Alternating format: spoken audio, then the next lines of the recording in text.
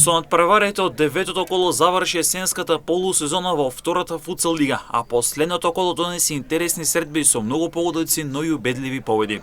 Синоќа во Кочани беше комплетирано последното есенско коло со победата на Фудбал Стар со 4-1 над екс-прволигашот Овче Поле од Свети Николе. Дебитантот беше одличен во текот на целиот меч и стигна до победата кој му носи нови 3 бодови на контото. Драган Трајчев беше двоен стрелец за тимот од Кочани, а по еден гол постигна Христијан Крстов и Ѓорги Зашев, додека пак за гостинскиот тим погоди само Роберто Андонов. Предходно, се Универзити го доби дуелот со Партизан Југ во Бравеница, меч на кој беа постигнати 19 гола за победа на тетовскиот тим од 9-11, а од овие 11 погодици дури 7 беа дело на најдобриот стрелец Хисен Мемеди. Црна Река се намачи, но го доби Енерджијата Кародако во Липково со резултатот од 4-6, додека пак Кршијако со 4-1 беше пресилна за Конзулот Битула.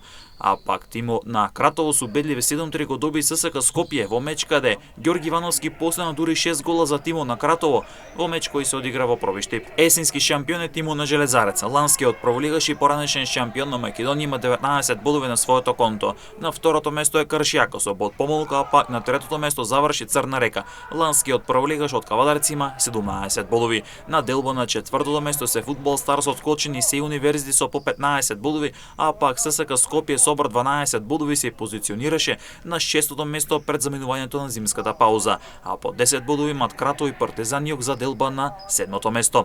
Овче Поле не одигра според очекуваното, па тимот од Свети Николе ќе презими на деветото место со 8 бодови, Конзулот Битула е 10 со 7 бодови, а на ното останала Кародако